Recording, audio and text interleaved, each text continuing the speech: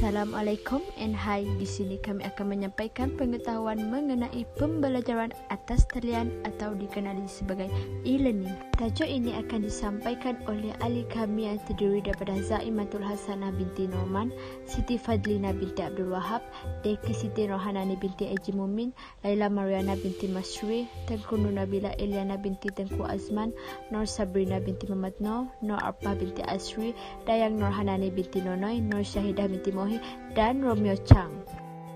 Apa itu pembelajaran atas talian? Mari kita lihat. Pembelajaran atas talian atau dinamakan sebagai e-pembelajaran merupakan sebarang bentuk pengajaran dan pembelajaran yang disampaikan melalui penggunaan teknologi digital. Manakala bahan yang digunakan dalam pengajaran dan pembelajaran ini dari segi grafik visual, perkataan, animasi, video ataupun audio. Selain itu, e-pembelajaran membolehkan proses pembelajaran yang dilaksanakan tanpa mengira jarak dan bilangan ahli yang melayarinya. Seterusnya, e-pembelajaran juga dapat dibentuk secara menerusi falsafah cybergogi iaitu pembelajaran maya yang sekarang ini begitu dekat dengan generasi hari ini selain daripada heutagogi iaitu pembelajaran sendiri dan paragogi pembelajaran berorientasikan rakan. Perbandingan pembelajaran secara atas talian dengan pembelajaran secara langsung face to face ialah pembelajaran secara atas talian merupakan proses pengajaran dan pembelajaran yang dijalankan menggunakan sistem aplikasi teknologi terkini. Untuk belajar secara atas talian, ianya memerlukan internet berkelajuan tinggi. Oleh itu, pelajar harus bijak untuk mencari kawasan internet yang mudah diakses supaya tidak terlepas apa-apa perkara mengenai tugasan dan pembelajaran. Pembelajaran secara dalam talian membolehkan pelajar untuk mendapatkan bahan pembelajaran daripada institusi yang boleh diakses melalui internet. Jadi, para pelajar dapat mengakses rujukan yang diperlukan untuk pembelajaran di kelas mahupun di luar kelas. Antara aplikasi yang sering digunakan ialah Google Meet, Zoom, Microsoft Teams, Webex dan sebagainya. Berbanding pembelajaran secara bersemuka, terdapat perbezaan antara kaedah pembelajaran secara atas talian dan pembelajaran secara bersemuka. Pembelajaran bersemuka merupakan kaedah pengajaran dan pembelajaran antara pelajar dan pensyarah yang dilaksanakan secara langsung dan lebih dikenali sebagai pembelajaran konvensional. Ini melibatkan penggunaan buku teks dan perkuliahan sahaja. Peralatan di dalam kelas tradisional dilengkapi dengan kerusi, meja, papan tulis dan digunakan sepanjang sesi pembelajaran dan pengajaran. Kaedah ini juga dikenali sebagai kaedah chalk and talk yang merupakan pengajaran utama oleh para pensyarah dan guru bagi mengatasi masalah bilangan pelajar yang mempunyai kapasiti tinggi dan menyelesaikan masalah dalam menghabiskan sukatan pembelajaran.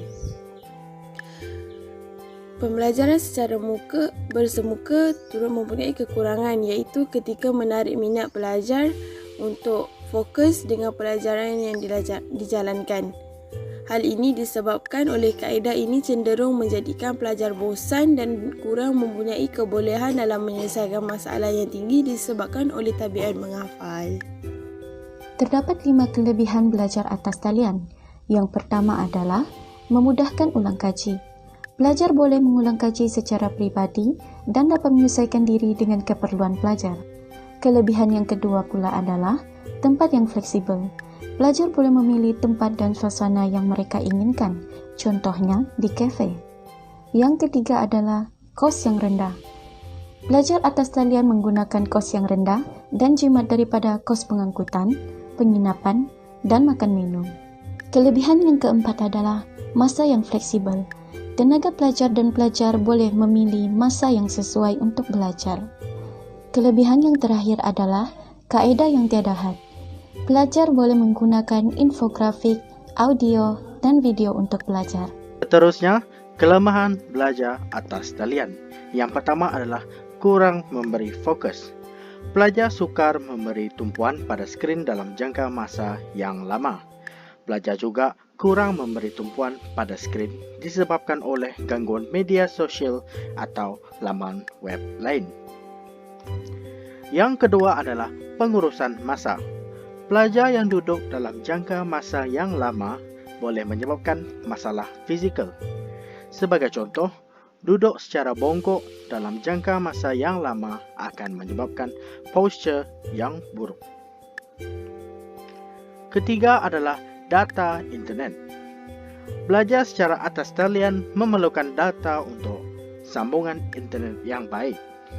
Oleh itu, pelajar terpaksa membeli data agar mengekalkan kesinambungan dalam pembelajaran. Selain daripada kelebihan dan kelemahan pembelajaran atas talian, ia juga mempunyai cabaran, iaitu kesukaran capaian kemudahan internet. Perisian dan sambungan internet merupakan salah satu kepentingan bagi pembelajaran atas talian.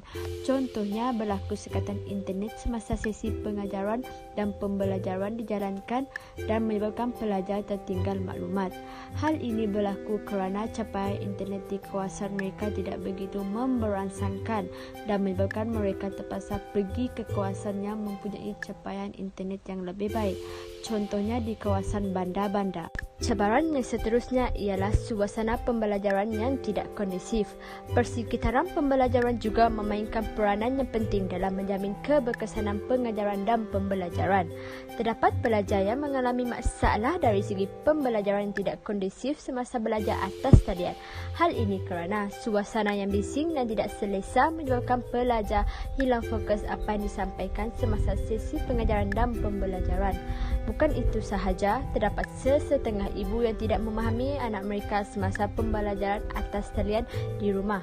Contohnya, terdapat sesetengah pelajar yang mempunyai bilangan ahli rumah yang banyak dan kurang berkemampuan akan selalu timbul masalah sebegini. Keberkesanan pembelajaran juga merupakan salah satu cabaran dalam pembelajaran atas talian. Keberkesanan pembelajaran semasa atas talian adalah kurang memberangsangkan.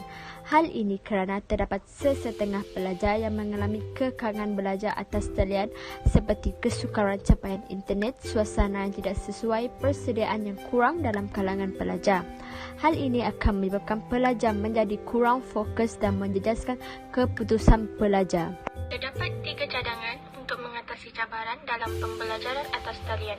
Yang pertama ialah boleh mengunjungi pusat komputer yang berdekatan atau menukar pelan internet yang bersesuaian. Ini merupakan satu inisiatif paling mudah yang boleh dilakukan semasa mengalami masalah internet semasa online learning. Kita boleh mengunjungi pusat komputer berdekatan sekiranya berlaku masalah internet ataupun menukarkan internet yang bersesuaian dengan rangkaian yang ada di kawasan rumah. Cadangan kedua ialah bagi pelajar boleh melakukan pergerakan pulang ke kampus. Hal ini disebabkan kerana pihak kerajaan telah memberikan kebenaran kepada pelajar yang berkeperluan untuk pulang ke kampus. Oleh itu, pihak yang berkaitan perlu mengambil kesempatan dan peluang untuk mendapatkan pembelajaran yang sempurna dan kondusif. Cadangan terakhir ialah pelajar boleh membuat jadual pembelajaran yang efektif. Pelajar boleh menyediakan jadual khas untuk memastikan pengurusan waktu pembelajaran dan bersosial tidak berlanggar. Sekiranya tidak dapat fokus dalam sesi pembelajaran, pelajar boleh mengambil inisiatif lain untuk melihat kembali rakaman video kelas yang telah dibuat oleh tenaga pengajar. Hal ini sedikit sebanyak dapat membantu pelajar untuk menjalani online learning dengan lancar dan mengurangkan sedikit tekanan atau gangguan yang ada. Kesimpulannya, online learning adalah aktiviti kelas atas talian yang dijalankan dengan secara tidak langsung yang menggunakan beberapa sistem aplikasi teknologi terkini. Contohnya, Webex, Google Meet dan Microsoft Teams. Pembelajaran atas talian banyak memberikan manfaat dan kegunaan kerana ianya mampu menjadikan seseorang itu untuk mempunyai kemahiran pembelajaran sepanjang hayat. Selain itu, pembelajaran dalam talian juga dapat mengajarkan seseorang itu untuk menjadi lebih baik, terutama dalam pengurusan masa dan disiplin. Oleh itu, dengan keadaan negara yang dilanda dengan wabak pandemik COVID-19, salah satu cara yang paling berkesan untuk meneruskan sesi pembelajaran adalah dengan melalui online learning ataupun pembelajaran dalam talian.